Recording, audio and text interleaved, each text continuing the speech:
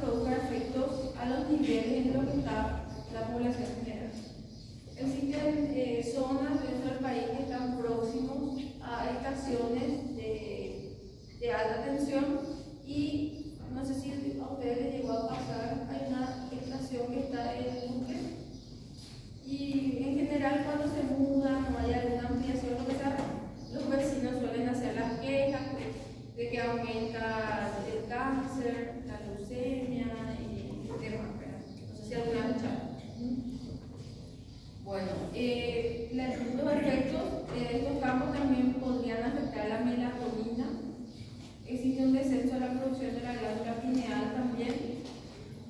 Y esta disminución de la producción, sabemos que la sustancia tiene una acción antioxidante y se atribuye también una acción protectora contra el cáncer. Entonces, es la asociación que se suele hacer para justificar de que esas estaciones eléctricas puedan llegar a producir algún tipo de cáncer en los pacientes. Bueno, en los últimos 30 años se han publicado muchos artículos con respecto a este efecto biológico y las aplicaciones médicas que tengan las radiaciones no ionizantes. Y a pesar de que algunas piensan que se necesitan más investigaciones, existen varios estudios, o sea, es muy importante, no es un campo completamente desconocido. Se basa en una revisión profunda de investigaciones. La OMS concluye que los resultados existentes no confirman que puedan causar, por ejemplo, los efectos más graves que entre ellos caen en cáncer. Bueno, cuando lo que es la resonancia magnética nuclear, es una tecnología de imágenes que no es invasiva, produce imágenes anatómicas tridimensionales detalladas sin el uso de la radiación dañina. Se usa frecuentemente para la detección de enfermedades, diagnóstico, seguimiento del tratamiento, o sea, tiene múltiples usos. Puede que tengamos un primer estudio de primera línea con una ecografía y la resonancia lo que haga es, en caso de que no tengamos un diagnóstico certero, hay una sospecha, una sospecha, una comunicación o la evolución del paciente no es la esperada, muchas veces recurrimos a una resonancia. ¿Por qué no como un estudio de primera línea? Porque la mayoría de los hospitales no tienen acceso. Primero el costo. O sea que no todos los hospitales tienen resonancia. Si le vamos a pedir que paguen por privado, tienen un costo elevado. Y en los niños necesitamos sedación. O sea, es pagar el procedimiento más al anestesista por la sedación, por ejemplo. Y encarece alrededor de 700 a 1 millón más el costo del estudio. Si es que necesita sedación. Se basa en una tecnología que es sofisticada, estimula y detecta el cambio en la dirección del eje de rotación de los protones. Es por eso que cuando hablamos de cómo funciona la resonancia, hablamos del ion hidrógeno. Cuando el hidrógeno pierde su electrón y se queda con un protón. Ustedes saben que el hidrógeno como estructura no es solamente un protón, ya que el hidrógeno tiene otras formas. Pero ahí tienen términos que ustedes deberían ya también conocer, los isóbaros, isótopos. Entonces podemos tener formas de hidrógeno en un porcentaje en la naturaleza, en donde por ejemplo tenemos dentro del núcleo no solamente protón, sino también neutrón y otras partículas subatómicas también. Bueno, entonces vemos que el cambio en el eje de la rotación del hidrógeno, ¿por qué hidrógeno específicamente? Porque la composición del cuerpo, ustedes saben que es mayoritariamente más del 60 o 60% agua, y si recordamos la composición del agua es 2 hidrógenos y 1 oxígeno. Entonces el hidrógeno es un componente esencial de los tejidos del cuerpo. Por eso es que también las imágenes que dan el resonador son una escala de grises y son diferentes a cada tejido, porque cada tejido tiene un porcentaje de agua en su interior y ese porcentaje de agua es variable, o sea, no es igual para todos. Si fuesen todos los tejidos iguales en proporción de agua, las imágenes no tendrían diferencias en los tonos. Bueno, entonces la rotación de protones que se encuentran en el agua que componen los tejidos vivos. Entonces, ¿cómo funciona? Emplean unos imanes poderosos, producen un potente campo magnético, obliga a los protones en el cuerpo a alinearse a este campo. Entonces vemos cómo los protones o los iones tienen una carga eléctrica, pero así como tienen una carga eléctrica también responde a campos magnéticos. Es por eso que muchas veces hablamos de vamos a decir, características electromagnéticas, porque son como superpuestos entre ellos.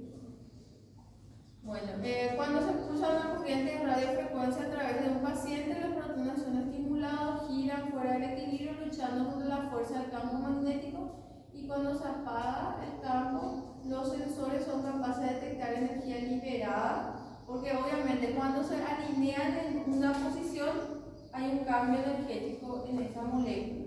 Cuando vuelven a su posición inicial, liberan energía. Y esa liberación de energía es lo que se recibe en el sensor del resonador. Y obviamente va a haber algunos tejidos que van a absorber más energía o menos energía de acuerdo a la cantidad de agua, como dijimos. Y la cantidad que libera también va a variar.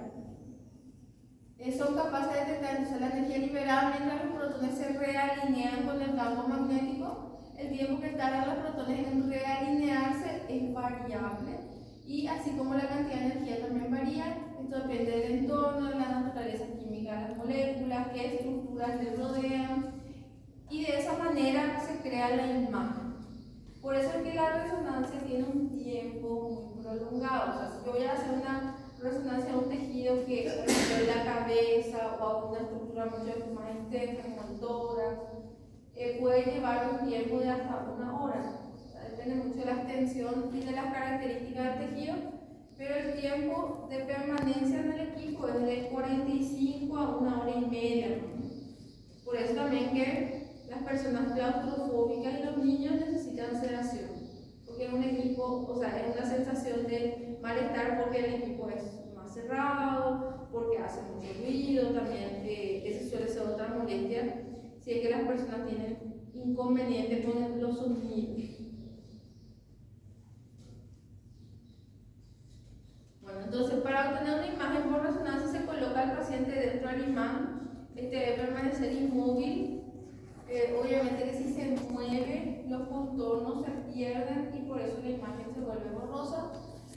Los medios de contraste no contienen elementos que es gadolíneo. El gadolínio se considera con respecto a la contraparte del contraste que se usa en tomografía menos alergénico, por lo que no se suele usar la premedicación. Cuando hacemos tomografía usamos un contraste que es más como si tiene más reacciones de tipo alérgica en el paciente, entonces necesitamos medicarle con un corticoide, con un antialérgico. Antes, inclusive, tiene que tener una evaluación por una alérgica y tener la función renal, una prueba de función renal para ver que el paciente va a poder tolerar la medicación. Sin embargo, el gadolínio no tiene ese inconveniente, inclusive su eliminación es un poco menos complicada, entonces no se suele pedir funcionalidad renal ni una evaluación por alergia. Se puede administrar al paciente por vía intravenosa, aunque en realidad se administra en general. Podría ser vía oral en algunos casos, pero la mayoría de las veces endovenoso. Se hace una imagen, podría hacerse una imagen antes, previa al contraste, y después el contraste en tiempos diferentes, porque tenemos un tiempo de eliminación precoz y un tiempo tardío. Entonces se va dibujando la imagen de cómo queda en los primeros minutos del contraste y cómo queda después que el contraste se va eliminando del organismo. Para aumentar la velocidad al cual los protones se realinean con el campo, o sea, te ayuda en ese sentido. Mientras más rápido se realinean, más brillante va a ser la imagen, entonces eso va a crear mayor contraste con respecto a las otras imágenes que estamos observando. Entonces la estructura del órgano estudiado se construye por el análisis computarizado a partir de señales que son recibidas desde el cuerpo. Específicamente se estudia el espectro de absorción de la función en función a las frecuencias, y la intensidad de la señal de la resonancia depende de la intensidad de la densidad del tejido, o sea, la cantidad de núcleos. Obviamente que un tejido por unidad de superficie que tenga las moléculas más juntas va a tener mayor densidad porque van a ser más núcleos por unidad de superficie. Además de la longitud de onda de la resonancia, existen otras características que son analizadas en la computadora, ya que toda la información que llega al receptor va a ir a una computadora, esta computadora va a analizar la información y va a crear la imagen. También se ve el retorno de los núcleos de estado de equilibrio, puede cesar la excitación, que es el tiempo de relajación, depende también de cada sustancia. Y desde el punto de vista tridimensional puede decirse que por acción del campo magnético los ejes pueden variar su posición hasta 180 grados en un plano y se puede representar mediante la imagen. Bueno, los componentes del equipo de resonancia tienen un electroimán, que es para crear ese campo magnético, antenas emisoras y receptoras de radiofrecuencia, unas bobinas de gradiente, un ordenador que va a procesar los datos. Las técnicas de imágenes por resonancia se basan en la densidad de los protones y la dinámica de la relajación magnética de los protones. Tenemos ponderaciones también en la lectura del resonador. Se puede medir el tiempo de relajación longitudinal, que es T1, y el tiempo de relajación transversal, porque el tejido se puede ver en esas dos dimensiones. El tiempo de relajación longitudinal es el tiempo que tarda el protón después de liberar energía y volver al estado de reposo. Depende del microambiente del protón y de la intensidad del campo magnético. Nosotros podemos variar la intensidad del campo magnético y esa variación también depende de lo que yo estoy buscando. Es por eso que uno, cuando hace el pedido de, vamos a decir, del estudio, debería colocar qué es lo que quiere analizar y si es posible cuál es el diagnóstico propuesto, o inclusive a veces piden estudios auxiliares previos.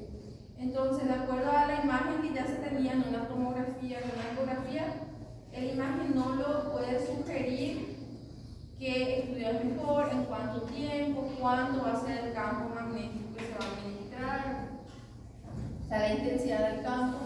El tiempo de relajación transversal es el tiempo que dura la existencia de una magnetización coherente. Depende del entorno, pues ello incide la disipación de la energía y no es afectado por la intensidad del campo.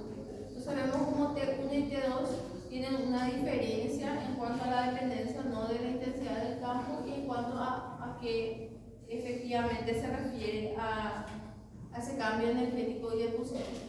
Ambos tiempos disminuyen con la organización estructural del tejido, o sea, conforme pasa el tiempo, el tejido va a, que si los átomos van tomando otra vez su posición inicial, entonces la diferencia ya no va a existir.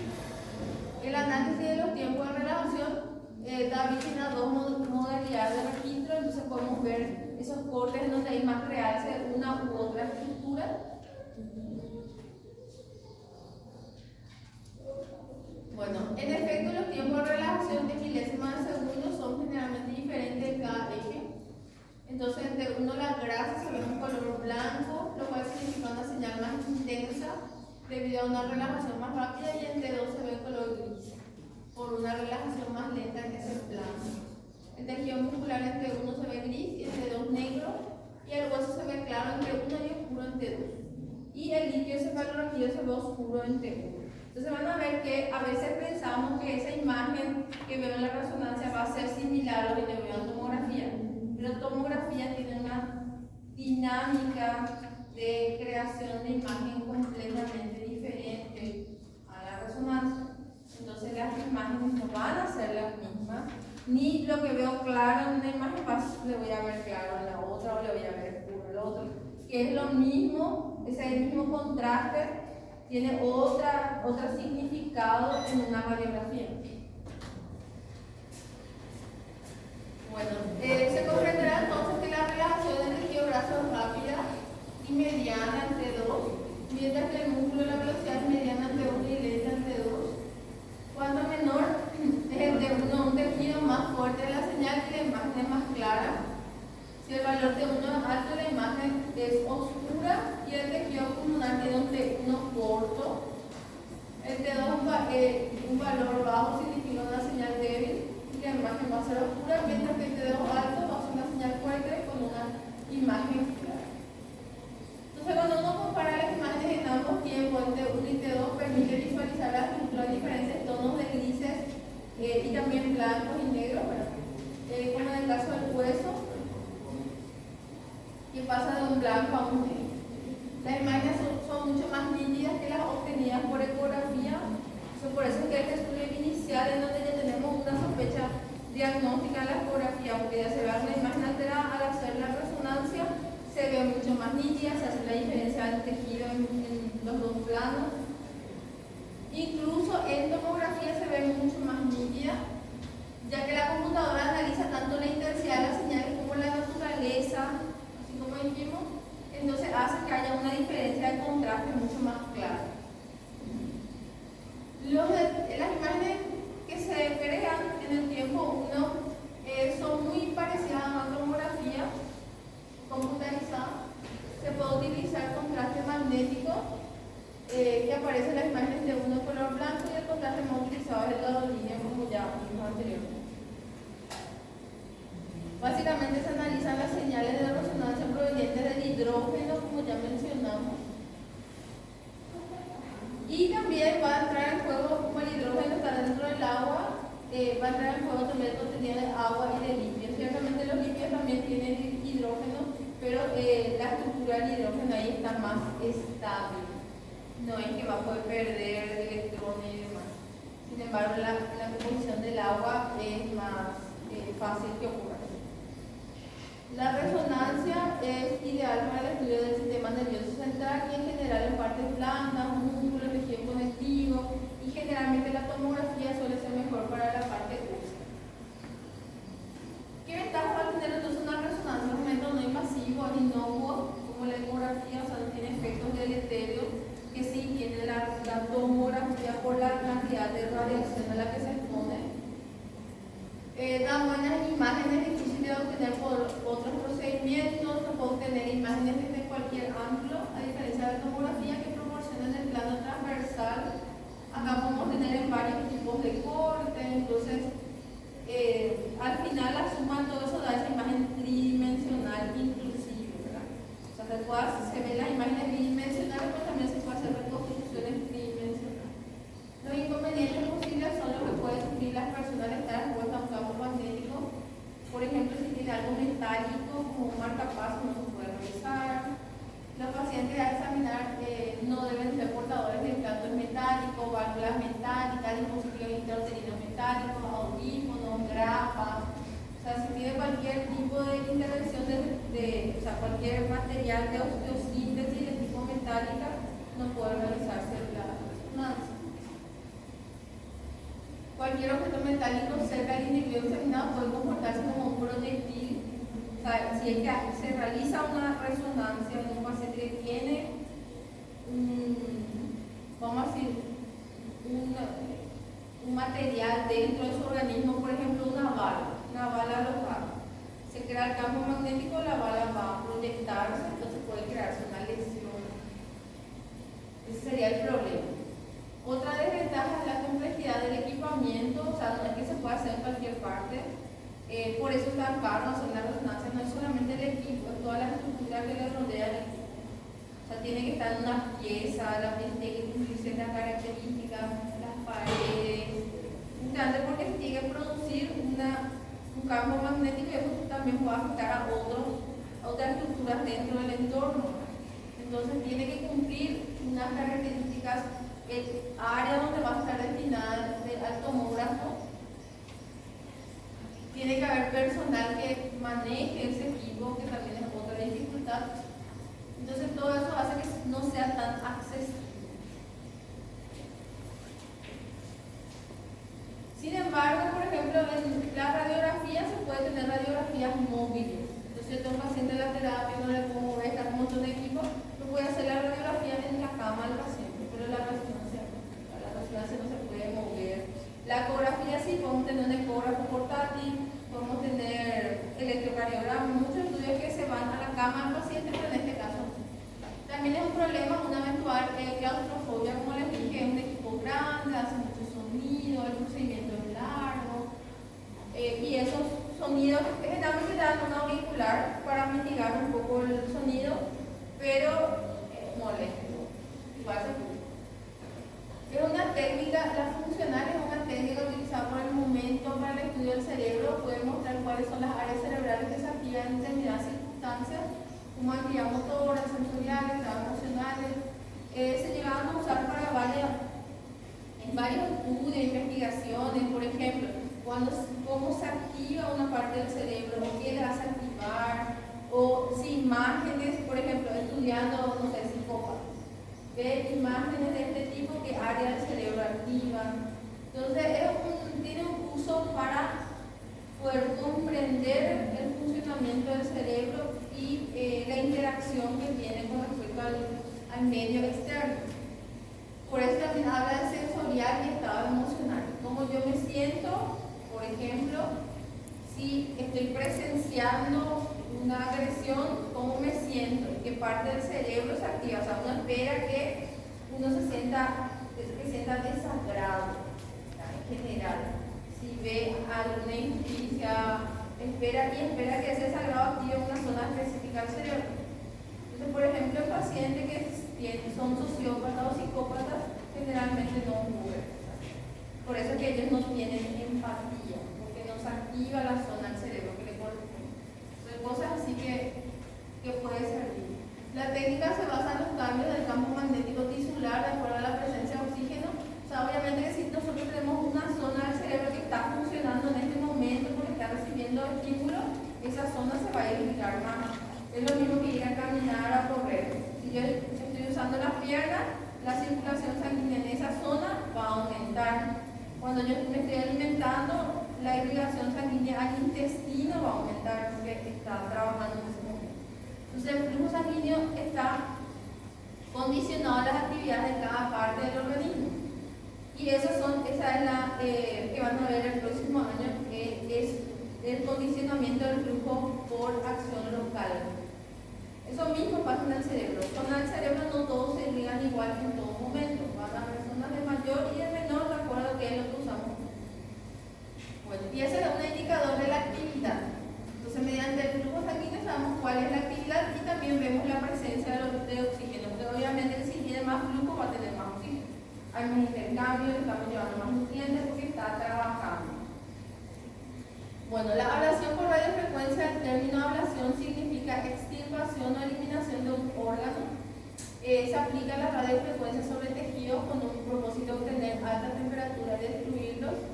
El objetivo fundamental es evitar la cirugía. Por ejemplo, mediante estas técnicas se pueden hacer procedimientos que anteriormente tenían mayor afectación de tejido blando. Por ejemplo, existen técnicas que pueden ser abiertas, una cirugía abierta, con trauma, la rinoplastia tradicional, por ejemplo, y existen versiones como la rinoplastia por ultrafrecuencia, o ultrasonido, en donde se utiliza estos mecanismos para evitar el daño al tejido de parte blanda. Entonces, se redirige mejor hacia el tejido en donde se quiere hacer la cirugía. Bueno, el objetivo fundamental es evitar la cirugía como se conoce, ¿verdad? Con más afectación de tejido blando. De modo que la técnica se aplica primero para destruir tejidos cardíacos productora de arritmia. En vez de que yo tenga que cortar todo, abrir, exponer el tejido, hacer una circulación extracorpórea, podría evitar toda esa morbilidad y hacer un procedimiento mucho más dirigido y con menos complicaciones quirúrgicas. Se utiliza, se tiene buenos resultados en varios procedimientos utilizando estas técnicas cuando la cirugía no es recomendable porque el paciente no está en condiciones para someterse a un procedimiento abierto. La técnica se practica introduciendo un catéter cuyo extremo suplica las antenas emisoras de ondas de radio, causan el calentamiento y necrosis de los tejidos. Existen varias técnicas que cumplen similares funciones. La diatermia habíamos visto ya en una clase anterior. También la principal diferencia entre radiofrecuencia y diatermia reside en que la diatermia actúa sobre las capas más profundas de la dermis y la radiofrecuencia en un nivel más superficial. Entrando ya un poco en rayos X, vemos que la denominación rayos X designa a una radiación electromagnética que es invisible, es capaz de atravesar los cuerpos opacos y de impresionar las placas radiográficas. La longitud de onda está entre 10 a 0,01 nanómetros, correspondiente a una frecuencia de rango de, hablando de 30 Hz a 30.000, que son como 50 a 5.000 veces la frecuencia de la luz visible, o sea, por debajo.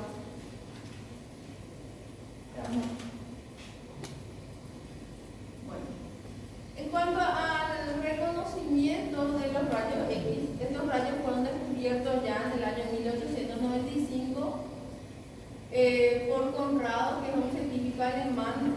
Fue más bien un descubrimiento por accidente. Él tomó una semana después para la radiografía de estas cosas. Entonces, esta radiografía de la mano de la esposa, donde se ve el anillo, más oscuro, es la primera radiografía de la historia. Gracias a ese, él vio cómo estos rayos impresionaban las placas radiográficas y marcaban la estructura de las imágenes que anteriormente se pensaba imposible. Este descubrimiento ya tiene sus años. Se le conoce, dijimos ya, como ondas electromagnéticas dentro del espectro que ya vimos la clase pasada. Se propagan en línea recta. Eso es un aspecto importante de las características, porque no todas se propagan en línea recta. Son ionizantes, de ahí viene su característica de destruir tejidos, de causar tumores y de todas las complicaciones de la exposición a los rayos X, dependiendo de la cantidad, dosis dependiente. Impresionan en placas fotográficas, que fue lo que él descubrió, y producen fluorescencia. Esas son las características de los rayos X que ustedes tienen que conocer. Entonces, dentro del espectro, vemos que la radiografía está por debajo de la luz visible en cuanto a tamaño, por debajo también de la luz ultravioleta, y el campo visible es un campo tan estrecho que, como vemos, existe tanto por arriba como ondas mayores y por debajo ondas mucho más pequeñas que hacen que se vea la luz al campo visible como una porción muy diminuta. Para que no nos quedemos sin ningún concepto que no esté en el libro, vamos a mirar fragmentos del libro para ver con respecto a este tema. Es bastante corto, los rayos X dentro del libro. Van a ver que los rayos X son uno de los componentes del espectro, contándose entre los que tienen o transportan más energía, siendo superados por los rayos gamma. Ustedes recuerdan, una de las propiedades o de las relaciones inversamente proporcionales eran cómo es el tamaño de la onda a cuánta energía. A menor tamaño, mayor energía. Entonces, por tanto, son ondas electromagnéticas de la misma naturaleza de la luz. Por eso están todos en el mismo espectro, pero caracterizados por una determinada longitud de onda, que es lo que les diferencia. O sea, ¿cómo sabemos en qué lugar ocupa cada uno dentro del espectro? Por la longitud de onda. Y esa misma longitud de onda determina qué tanta energía tiene y qué tanta capacidad ionizante o no ionizante va a tener. Los rayos X esta es mayor que la de los rayos gamma y menor a la luz ultravioleta y visible, y la longitud vemos ahí el grado, de 0,01 a 0,1 nanómetro. Obviamente que yo les puse algunas bibliografías extra al inicio, como podrán ver, pero en el momento del examen lo que dice el libro. O sea, si es que hay algo que se contradice en corte de valores, lo que dice el libro. Porque van a haber ciertas variaciones que puede haber entre una bibliografía y otra cuando vean. ¿Qué es normal? Los descubrimientos de los rayos X en la tarde del 8 de noviembre, vamos a ver cómo fue la historia. Este científico alemán, con la ayuda de un tubo de Crookes, que es un elemento a través del cual se concentraban los rayos X, y una pantalla de cianuro de bario, descubrió unos rayos capaces de atravesar cuerpos opacos y producir una fluorescencia, a los cuales le llamó rayos X porque no sabía la naturaleza de estos rayos y por eso X. En realidad, por esta época muchos físicos experimentaban con un instrumento predecesor del tubo de rayos catódicos, que es el tubo de Heiser, y en su versión mejorada los tubos de Crooked, estudiando un fenómeno conocido históricamente como descarga de gases enrarecidos, y gracias a eso también se descubrió los rayos catódicos. El propio Heiser había reclamado a la empresa porque se velaba las películas guardadas en su laboratorio, pero no incluyó la relevancia que tenía. O sea, ya se había descubierto antes que podían revelarse gracias a estos rayos. Pero vamos a decir, lo que llama más la atención de la historia de este científico es que él sí determinó, impacta en las placas fotográficas. ¿De qué me sirve? Ese es el punto, ¿verdad? El descubrimiento final no es que se den cuenta de que impresionan las placas, sino en qué le va a servir ese dato. Bueno, entonces el 22 de diciembre dispuso los materiales como para que la radiación que no dejaba sombra al pasar los materiales delgados atravesara la mano rugosa y dibujara una película fotográfica de los huesos de la mano, además de su anillo, ¿verdad? Que es la imagen que vimos. Las propiedades de los rayos son un capítulo que sí o sí tienen que saber. Pregunta es, ¿tiene la misma naturaleza que la luz? Se propagan en línea recta, por eso es muy repetitivo, porque después no se dijo en clase, sí se dijo. 3. Después, el poder de penetración atraviesa la materia, por ello los tejidos del organismo ionizan los gases que atraviesan porque es ionizante. Producen varias interacciones con los botones de la materia por el efecto fotoeléctrico. Esto es muy importante, tienen que conocer qué es el efecto fotoeléctrico, qué es el efecto Compton, está también en el libro. La formación de pares también está en el libro. La ionización se mencionó aparte por su relevancia por la unidad de dosis, porque obviamente que va a responder a la dosis. Impresiona las placas fotográficas porque precipitan las sales que contienen las emulsiones fotográficas.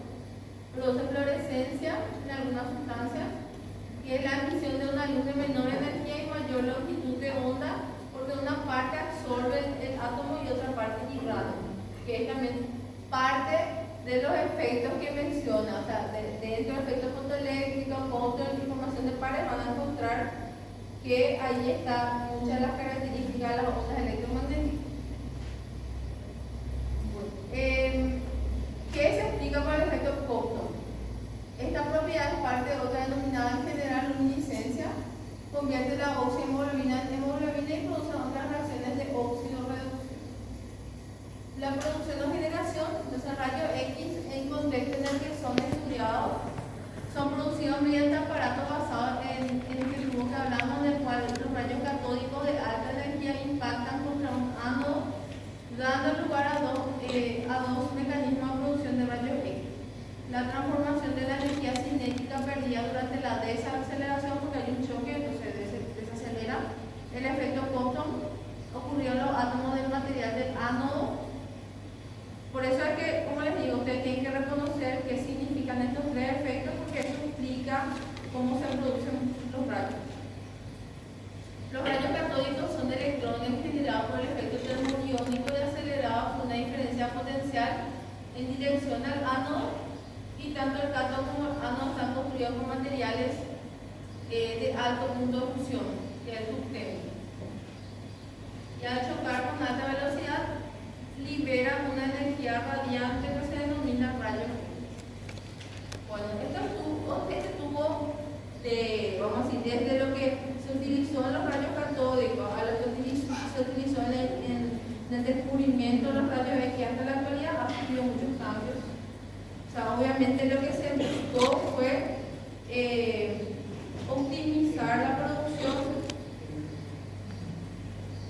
conforme pasaron los años y reducir la exposición a los rayos dañinos. Entonces ahora vemos que las placas actuales reducen la exposición a los rayos a la persona con respecto a lo que era anteriormente.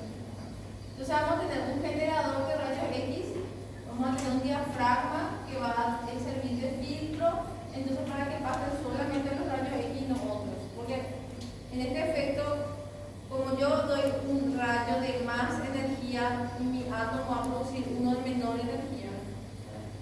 Yo puedo tener unos rayos intermedios que no cumplen las características de los rayos X, entonces tiene que filtrar y quedan solamente los rayos X en un haz de rayos que va direccionado hacia un punto específico en donde quiero hacerla, que quiero tener la imagen. Está la persona que va a recibir los rayos y una placa fotográfica que se va a hacer la impresión de la imagen. Ahí podemos ver también el chasis que va a tener la placa y las diferentes posiciones en las que se hace. Uno puede hacer de pie, puede hacer acostado. Obviamente que el equipo va a ser diferente. Los equipos portátiles son menos sensibles que los equipos que son estáticos. La capacidad de producción, la adaptación, la emisión, todo eso va a cambiar de acuerdo al equipo. Elementos del tubo, entonces va a tener un cátodo y un ánodo. Dentro de esa estructura del cátodo es el electrón negativo que genera los rayos catódicos, que son electrones que sirven para bombardear al ánodo. El filamento del cátodo se vuelve incandescente. Con el paso de la corriente proveniente de los circuitos de alimentación se generan los electrones libres, se dirigen hacia el ánodo. Esto también les da la idea de que los rayos catódicos tienen unos masas que van a investigar. El filamento se encuentra ubicado en una estructura cóncava. Además, tiene también un cilindro molibdeno que contribuye a orientar hacia la zona donde quiero. Lo que no quiero que se disperse el rayo, lo que quiero es dirigir a un punto específico. El ánodo, que es un anticátodo, es el electrón positivo, es bombardeado por los rayos catódicos y se genera así los rayos X. Dijimos que era tungsteno por su característica física, que le da resistencia a las altas temperaturas sin fundirse. Por su número atómico, que es alto, genera rayos X con mayor eficacia. Obviamente que la capacidad de generar buenos rayos depende de la característica del material.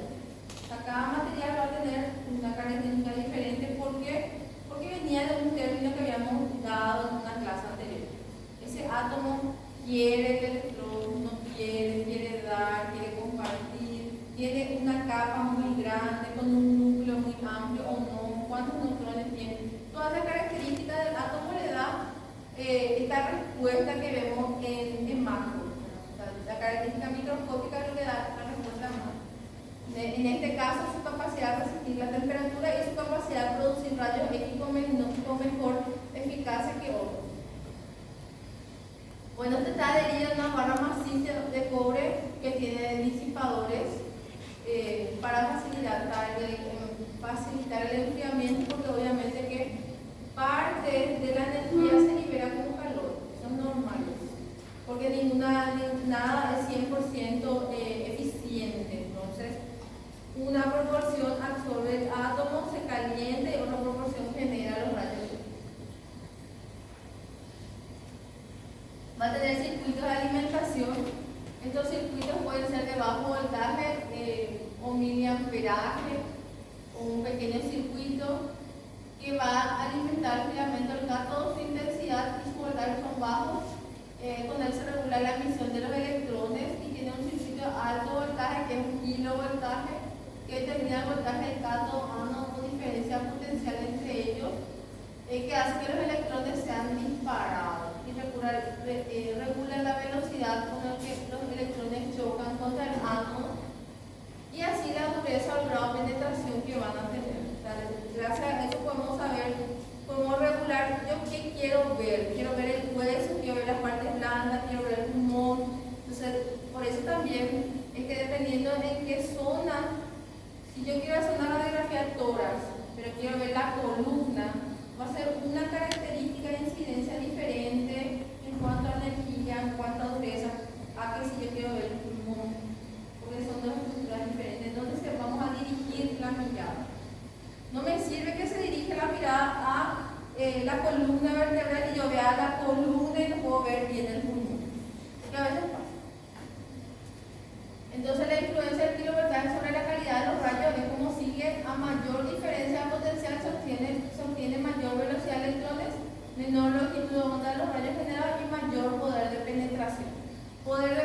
acción porque quiero que pase hacia la espalda, no quiero que se quede. Entonces, también que depende del poder de penetración, como es el paciente.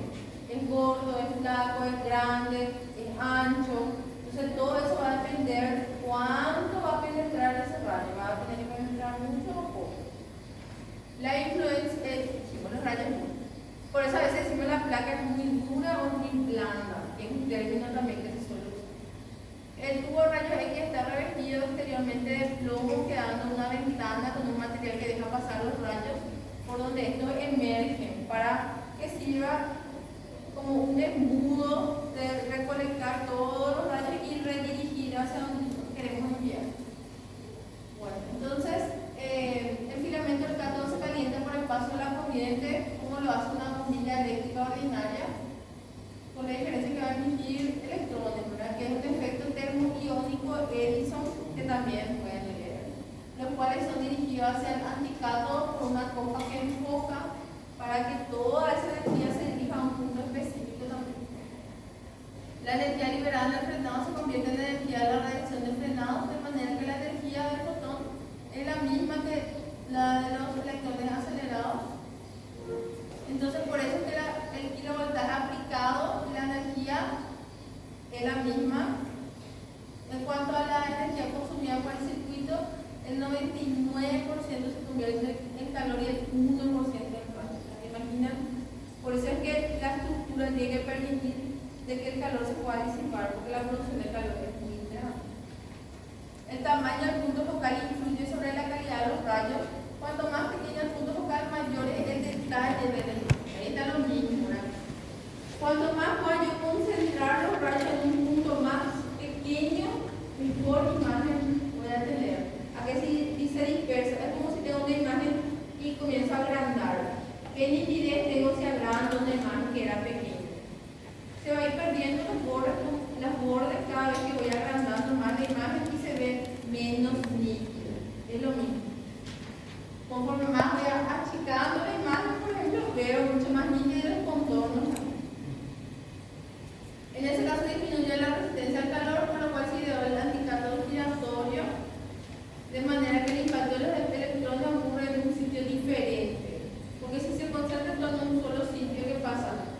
Produjo mucho calor, pero en un punto muy específico. Sin embargo, si esto va cambiando, mientras que cae en una zona diferente, la otra zona ya se puede disipar un poco más de calor y evitamos tanta pérdida. Bueno, los rayos X generales, los característicos, vemos que los rayos X producidos por el mecanismo de frenado representan la transformación de esa energía cinética desacelerada en ondas electromagnéticas. Son de espectro continuo, están presentes en varias longitudes de onda dentro de ese rango. Por eso les digo que si están en varios, quiere decir que alguno puede escapar un poco más por arriba, un poco más por abajo y no me sirven, por eso hay un filtro. A mayor diferencia de potencial, las longitudes de onda son menores y son más penetrantes. Esto es consecuencia del aumento de la energía cinética, que es lo que yo puedo controlar. Y bueno, y los rayos característicos son rayos producidos por el efecto Compton. Son emisiones de rayos de espectro discontinuo, son monocromáticas superpuestas al espectro continuo de rayos generales, y su longitud de onda depende de la naturaleza del anticátodo, es decir, las características, en este caso el tungsteno, se produce cuando la diferencia potencial aplicada permite a los electrones liberar después la energía de esta manera. Podemos tener una radiación secundaria que comprende rayos X de fusión, que son los rayos incidentes que cambian de dirección, pero no de longitud de onda. Por eso dijimos que están también los filtros, ¿verdad? Van hacia otra dirección y no me sirve que vayan a cualquier dirección. Los rayos X de fluorescencia difundidos desde el cuerpo irradiado, pero con mayor longitud de onda y menor energía. Primario incidente, que es el efecto Compton, que tampoco me va a servir. Tenemos una ley de absorción de los rayos X.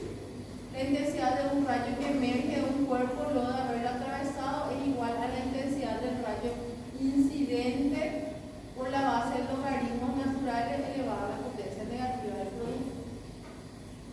Entonces, en términos prácticos, la absorción de los rayos depende de la sustancia, va a depender de la intensidad del rayo, y cuando un haz de rayos atraviesa un cuerpo, experimenta una disminución de su energía debido a algunos factores como una absorción de la radiación que produce una emisión de electrones del átomo semejante al efecto fotoeléctrico, una difusión de los rayos X primarios y producción de rayos secundarios por efecto Compton.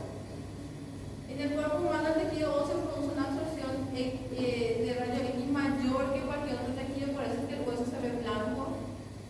En cambio el tejido muscular, las vísceras absorben muy poco y por eso es que se ve en un tono más puro. También cuando vemos el líquido va a absorber casi nada, por eso, por ejemplo, el aire va a absorber casi nada, por eso el pulmón se ve negro y vemos esos contrastes. Entonces, la capacidad de cada tejido de absorber o no los rayos X, lo que dan los contrastes de las diferentes estructuras. Si vuelven a poner el contraste de lo que hablamos recientemente de la resonancia, y pueden entender que la propiedad físico-química que lleva a la creación de la imagen en ambas condiciones son completamente diferentes, tanto desde su producción hasta la interpretación. Entonces podemos clasificar a los rayos X en duros y blandos, como dijimos, ¿verdad? Como es, de acuerdo a cómo es la longitud de onda. Entonces puedo tener los de menor longitud de onda son duros, los de mayor son blandos, los de rayos X blancos, que es una mezcla de longitudes de onda dentro del mismo espectro de los rayos X, y los monocromáticos que tienen una sola longitud de onda. Y ya vimos recientemente de dónde provienen los blancos y de dónde provienen los monocromáticos. Dentro del mismo equipo se van a producir ambos tipos y van a tener una procedencia diferente. Bueno, vamos a hablar un poquito de la técnica y después pasamos un descanso de 10 minutos. Bueno, las técnicas radiológicas de imágenes. La radiografía es el registro con imagen permanente de una película fotográfica. También actualmente para reducir la producción de contaminación, estas placas ya pasan a imágenes digitales a computadora, entonces uno puede ver en un CD, por ejemplo, o puede ver directamente en un software, en una plataforma. Entonces es la misma física, sin embargo, ya no es la placa, sino ya es una imagen digitalizada. Eso reduce también costos, porque sí va a haber una inversión inicial para el software, va a haber una inversión inicial para el equipo que va a procesar la imagen, pero después va a reducir en cuanto a uso de placa. Porque después, ¿qué hacemos con la placa? Usamos todo ya. Quedan ahí, ¿verdad? Quedan el registro del paciente. Y actualmente la mayoría de los registros se intentan que sean registros virtuales. Entonces uno tiene, por ejemplo, la ficha clínica del paciente en el software, ya tiene la ficha, la historia, las instrucciones, las indicaciones, los estudios auxiliares, las placas, las tomografías, todo dentro de un archivo del paciente. Entonces se va hasta vuelve y abrimos el archivo y está toda esa documentación. Ya no es, vamos a pedir archivo, que se busque entre un montón de documentos que están guardados y acumulan alimaña y radio. Imagínense una pieza de 10 años de paciente internado en un hospital. Entonces, obviamente, que yo pueda tener todo en un software, en un sistema informático, hace que sea mucho más fácil, porque pasan generaciones y se pierden documentos diagnósticos y a veces los pacientes se olvidan. Los sistemas informáticos ayudan en ese sentido. La placa radiográfica consiste en una base de acetato de celulosa. Por eso les digo, acá habla mucho de la versión anterior, pero muchísimos de los servicios ya no usan placas. La placa consiste en una base de acetato de celulosa, materiales plásticos como el poliéster, cubierto por una emulsión fotosensible, que son bromuro de plata. Y por efecto de la radiación, las sales se convierten en una placa metálica negra precipitada en el acetato. Los cuerpos o objetos de mayor densidad absorben mayor cantidad de luz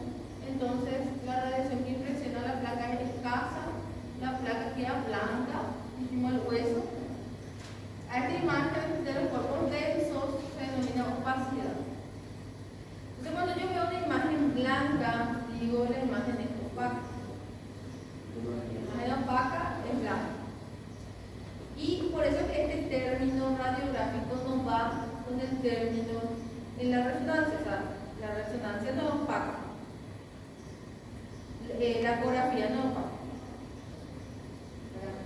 ¿Por qué? Porque no ocurren por la misma reacción. Entonces, a cada imagen o tipo de estudio tiene términos diferentes. Bueno, entonces los cuerpos, que dijimos, la radiografía va a ser opacidad. Los cuerpos materiales poco densos, que son livianos, el aire, como estos precipitan la plata porque absorben muy poco, es poco material, poca densidad, atraviesa mucho los rayos en el pulmón, por ejemplo. Entonces llegan al material, precipitan el material, dan una imagen oscura. El ennegrecimiento indica poca densidad del material, el aire, el pulmón, y a esto se le llama claridad. Entonces el pulmón más oscuro lo veo claro. Si el pulmón tiene una neumonía, lo veo opaco, o sea, tengo una condensación. Bueno, la radiación dispersa está constituida por las radiaciones secundarias producidas por la dispersión de los rayos no absorbidos. Estos rayos secundarios son inconvenientes para la nitidez porque hace que la imagen se vea más borrosa. Los diafragmas, los conos, lo que tratan es de limitar la emisión de rayos que pueden también, o sea, limitar a que se vayan estos rayos que van a querer, y queremos que radiografie una estructura sin que vayan los dispersos para que la imagen sea lo más nítida posible. La lámina de plomo posterior es ubicada detrás de la placa para poder absorber los rayos que se van a reflejar hacia atrás y no pasen la estructura y lleguen hasta el paciente que está en el pasillo esperando. Entonces, por eso también en la zona donde tenemos equipos radiográficos, las paredes tienen que estar recubiertas de plomo, las puertas también tienen que tener una pintura especial, también recubierta de plomo. Y en general, las personas que manejan estos equipos deberían tener ropa especial y sorprendentemente cuando ustedes vayan a hacerse un tipo de estudio o la acompañan a su familiar, y si se fijan, muchos de ellos no tienen una identificación que mida a nivel de difusión. O sea que, porque ellos deberían tener también un detector de rayos que deberían tener en todo momento por el uniforme, que esté midiendo cuánta exposición acumulativa están teniendo, porque a cierto nivel deberían irse de vacaciones, dar un tiempo de descanso y volver. Pero muchos no tienen.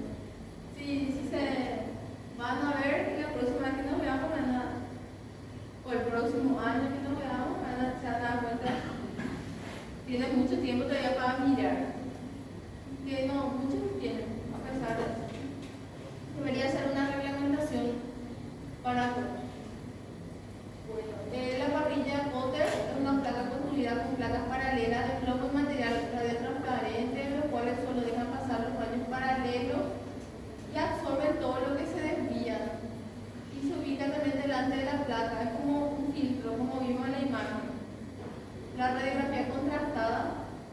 Nosotros también podemos requerir, por ejemplo, en un paciente que tiene reflujo gastroesofágico, no está pudiendo comer hace un tiempo, está comiendo menos, está tomando más líquido y pensamos que pueda tener una patología esofágica. Puede tener un megaesófago, un esófago de Barrett, etc. Entonces queremos ver el esófago y podemos hacer un esofagograma. El esofagograma es hacer una radiografía contrastada en donde toma varios y se hace radiografía dinámica. Hago una radiografía previa al baño, cuando trago recién, cuando trago el segundo trago, y se va dibujando la imagen del esófago. Entonces vemos cómo es el esófago, cómo está esa disposición, porque va a dibujar las paredes internamente. Entonces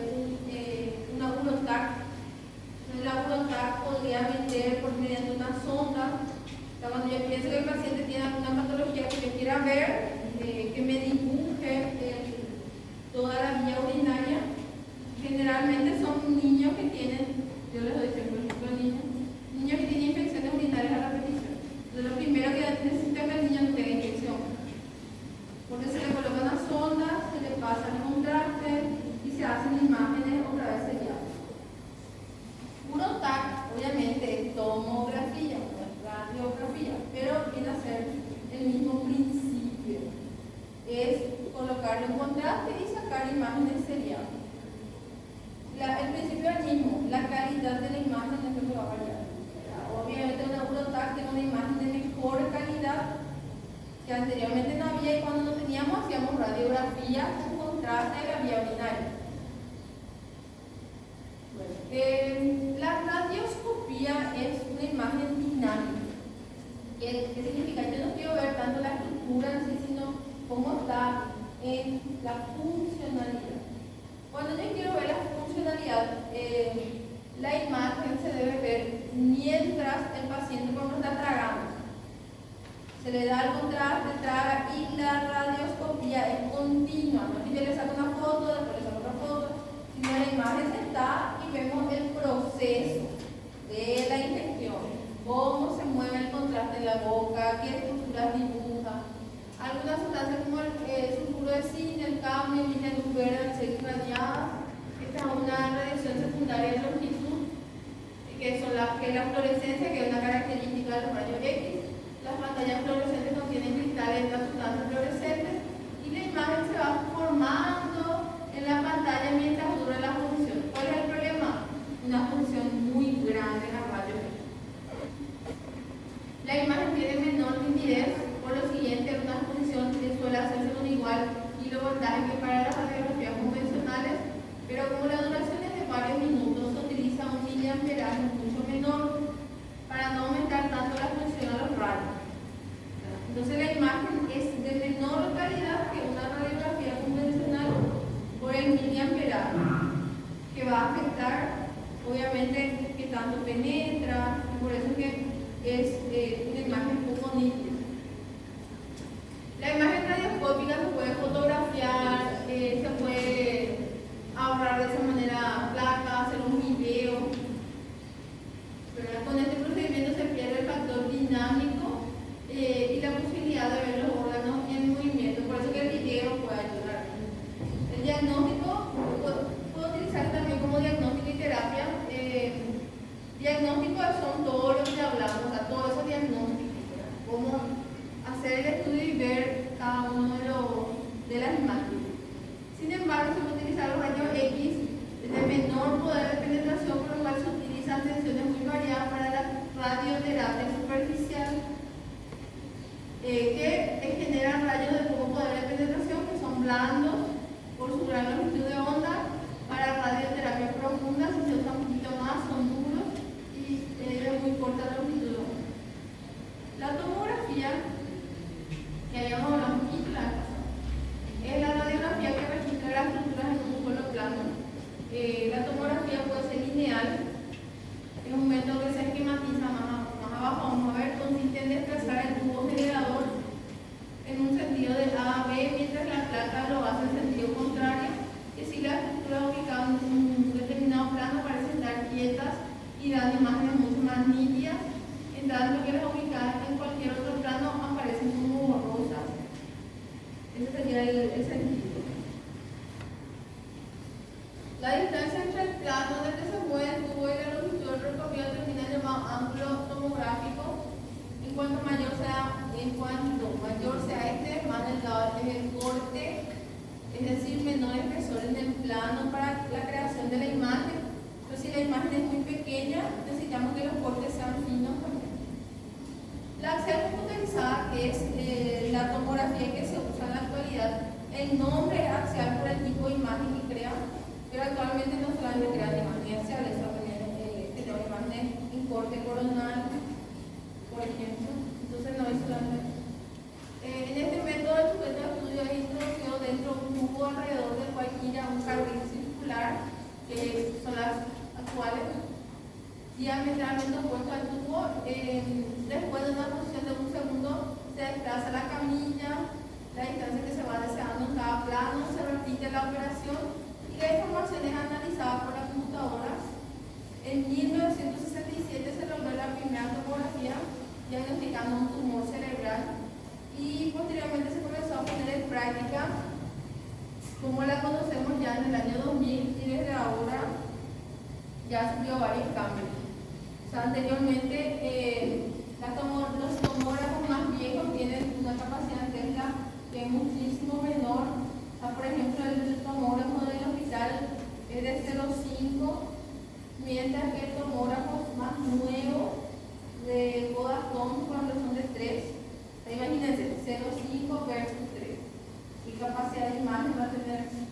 Por eso es que las tomografías que se hacen, por ejemplo, con 0,5 son más bien para hueso y las de 3 son más para órganos. Bueno, acá podemos ver que las unidades son indicadores de coeficiente de atenuación de los rayos por los tejidos, y esto da también un valor para cada tipo de tejido, entonces por eso es que se ve la diferencia en la imagen. El LCR tiene un valor muy bajo, ya que no contiene casi células, es como un líquido. Las ventanas tomográficas son intervalos de unidades que limitan el procesamiento de los datos, entonces yo dentro de una ventana me centro en un tejido en particular.